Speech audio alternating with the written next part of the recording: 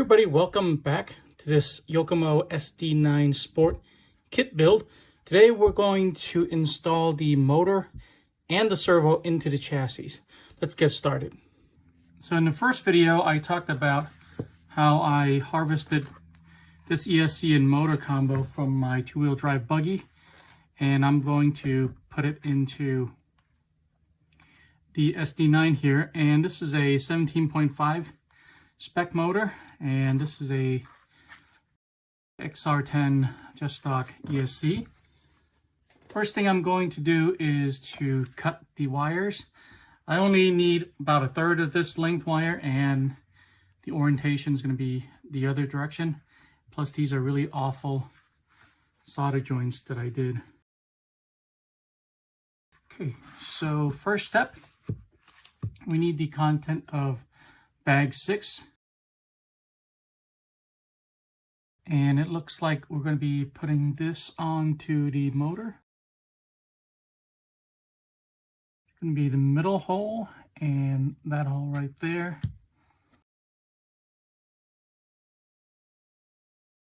Okay, and then next we're going to put on the pinion gear with the grub screw. The pinion gear was in a previous bag, I think bag 14. Yeah, bag 14.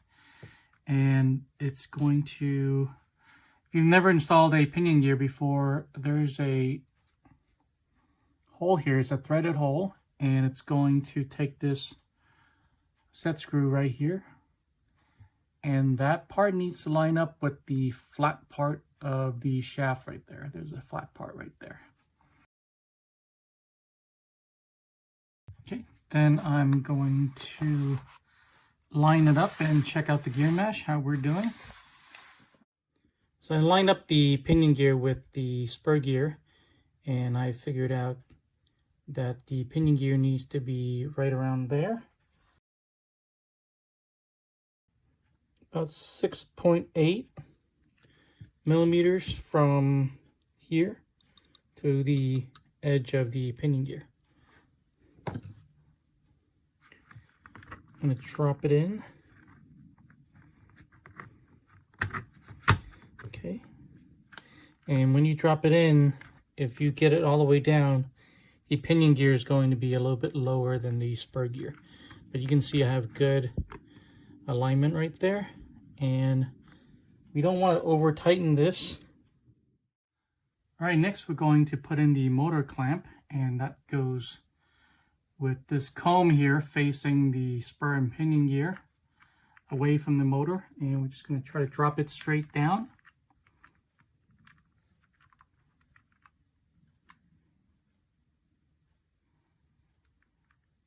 And then there's 2 screws. There's a longer one, and this side is going to have the spring, and the other side is just the regular screw.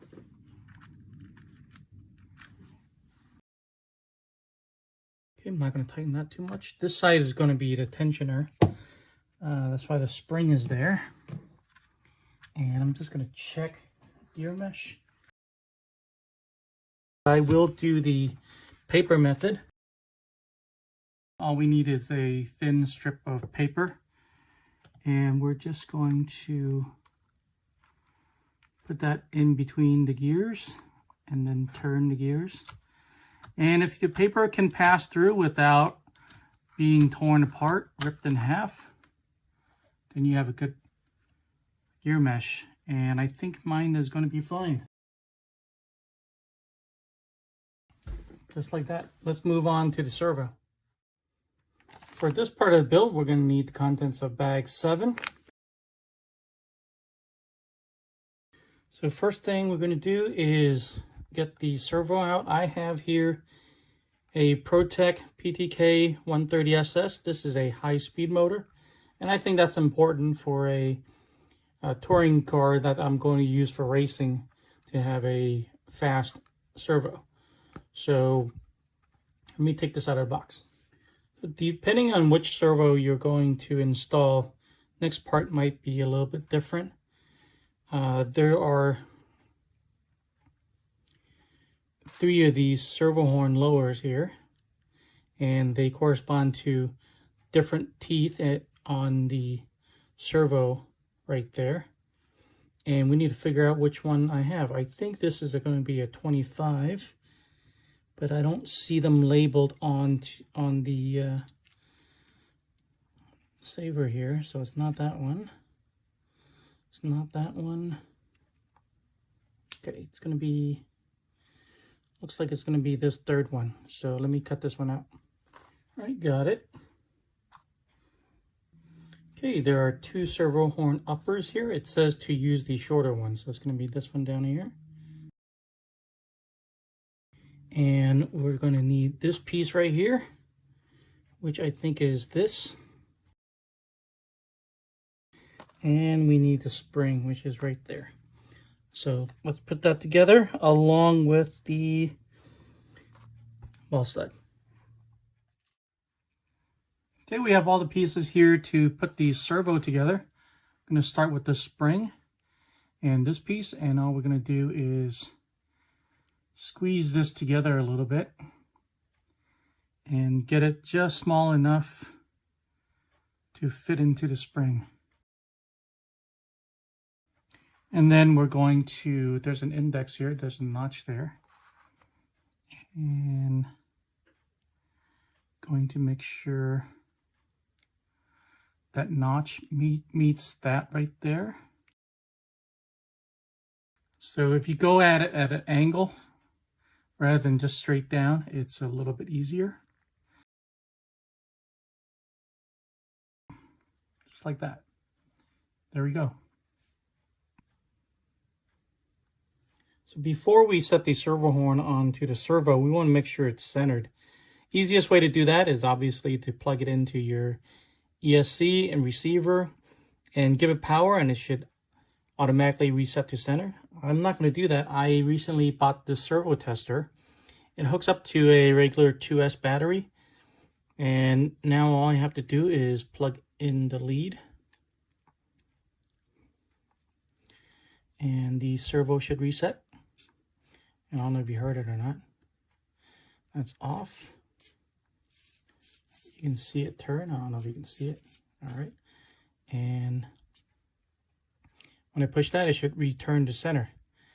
So now I know it's going to be centered. If you're interested in the servo tester, I'm going to leave a link in the description. All right. Now that we know the servo is centered, we're going to put the servo horn on like that. And then we're going to add this plate, servo horn plate, on top. And I figured out my screw that I am going to use for this servo is the 3x10 millimeter screw right here. Has the very tight threads. Okay, there we go. Let's go ahead and put on the mounting hardware right there. All of the mounting hardware is going to be on this tree right here. Okay, now we're going to need 3 screws and 2 washers. Okay, it's going to be those 3 screws right there. So we're going to hold the servo like this, and this piece is going to go right here like that. Going to put the washer on and then just drop one of these screws in there.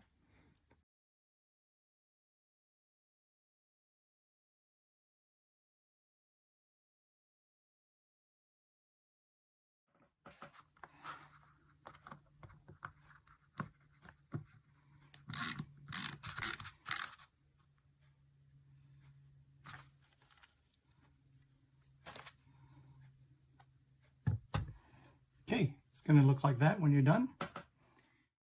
All right, definitely don't forget the ball stud in previous steps. Otherwise, you have to take this apart like I did and then put in ball stud and put it back. So don't do what I did. Okay, now we're going to snap this link onto the ball stud.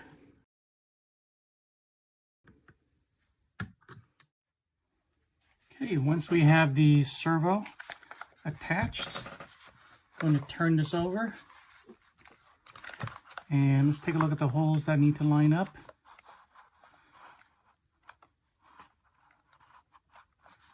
these are the two holes for the servo, and that one in the back is going to be for the antenna. So we need to make sure it lines up. And this hole on the inside for the servo is going to be the shorter one.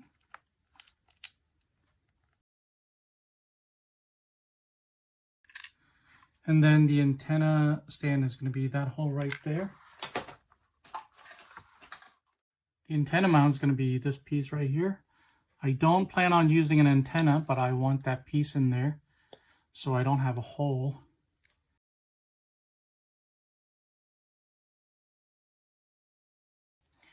And we're done. So in today's video, we mounted the motor and the servo into the chassis. And in the next video, we're going to be working on the shock towers front and rear. And we're getting closer to completing the car. So thanks for watching this video. If you got anything out of it, please drop a like. Subscribe for more videos like this one. And I'll see you guys in the next one.